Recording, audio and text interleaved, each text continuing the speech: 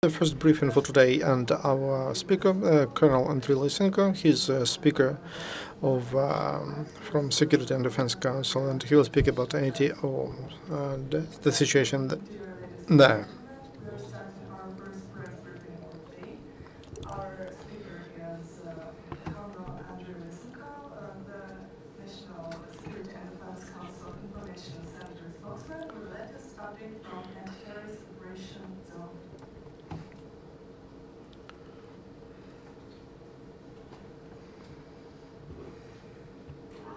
Good afternoon, dear colleagues.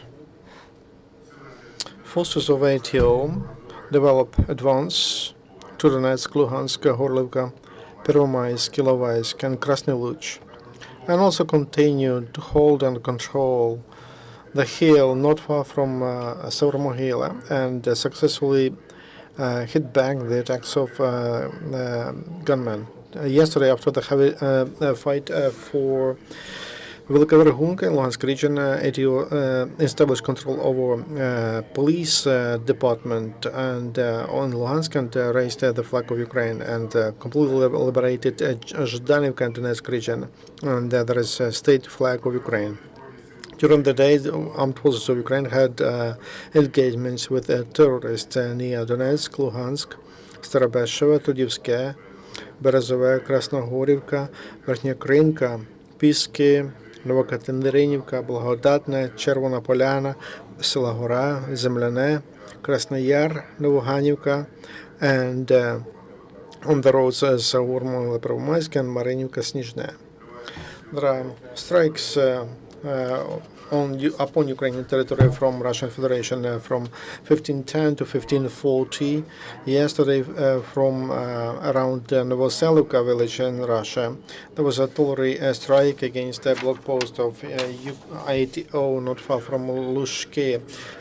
From Russian Federation, from Ulyanivka in Russia, there was strikes of artillery from Russia system to Ambrosivka in Ukraine. Yesterday from Russia, in Krasnodar, there was one more strike in direction to Starobeshchevo, and there was no. That's why we don't have mobile communication there.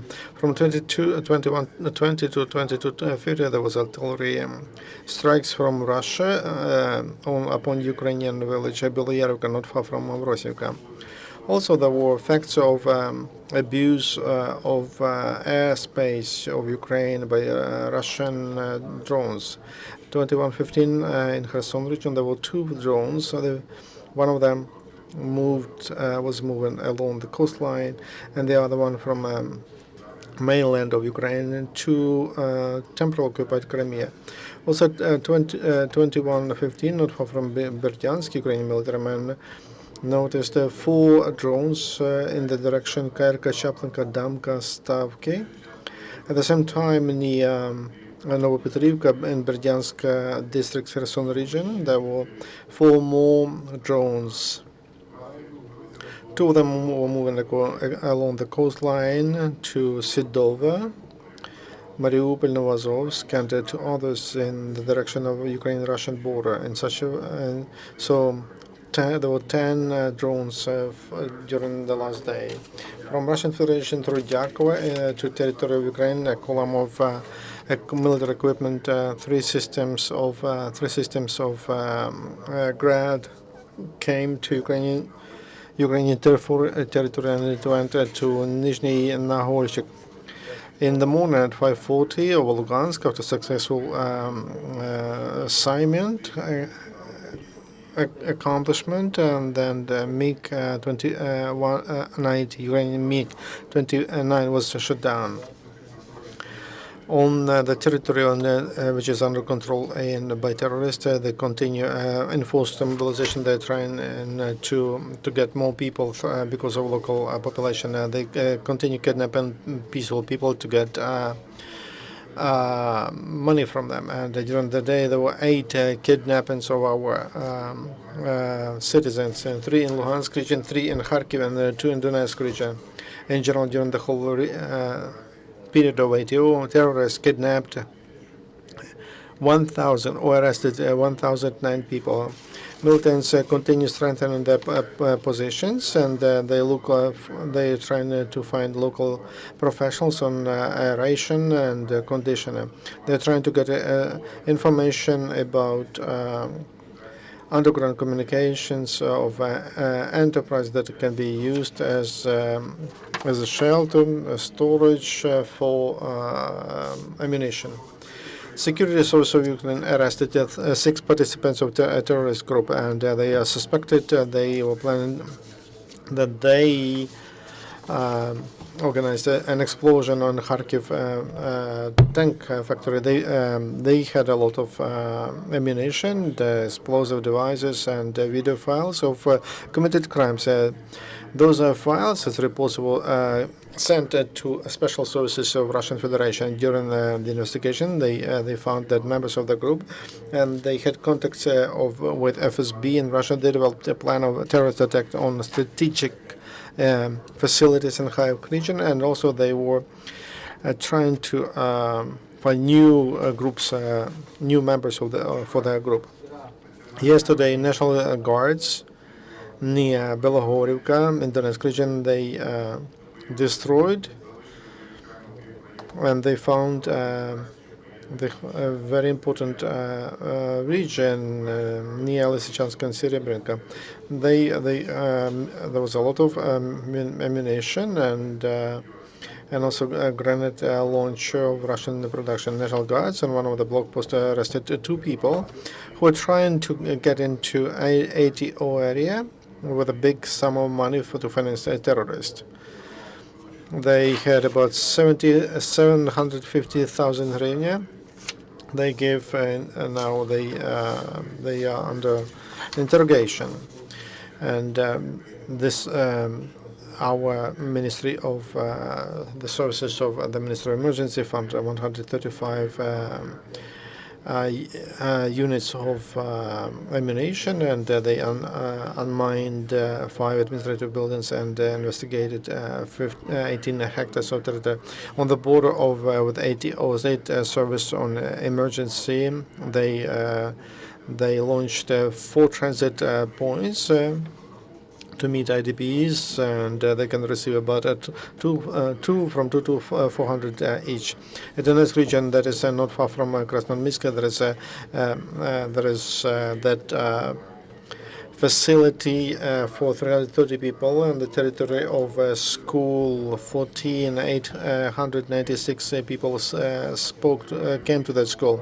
Next one in Volnovakha for 200 people. It's on the territory of a stadium of school number 3, and 561 people arrived. Next point in near Mariupol for 200 people.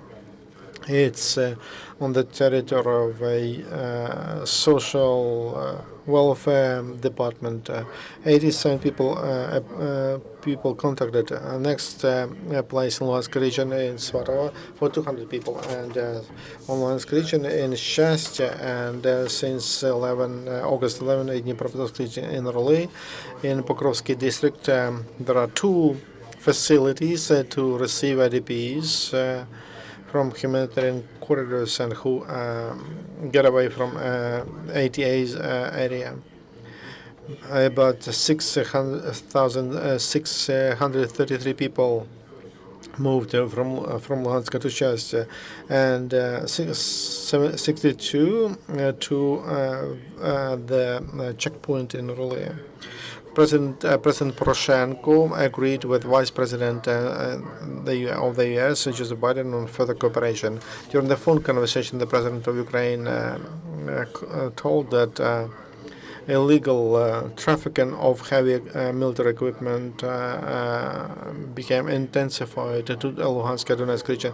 That brings to further escalation of the conflict, and President Poroshenko underlined that the security of civilians, especially residents of Donetsk and Luhansk, that is an absolute priority during ATO. Also, he stated that the peaceful plan is the only way to establish peace in Donbass and stability in Ukraine. Yesterday, to airport Borispol, in airport Borisov received a plane, cargo plane from Canada, and they brought bulletproof jackets and helmets for Ukrainian military men who are involved in ITO. Please, your questions.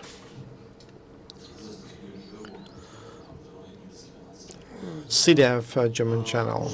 Last week, the president told that Ukrainian armed forces destroyed a part of that equipment that came from Russia to Ukraine. Is there proof that that vehicle, those vehicles were destroyed, and what kind of evidence do you have? Also, there is information in Ukrainian media that Russian media that Ukrainian armed forces shoot ballistic missiles to Luhansk. How can you comment on that? To the first question about the column, the bigger part of that column was was destroyed by artillery.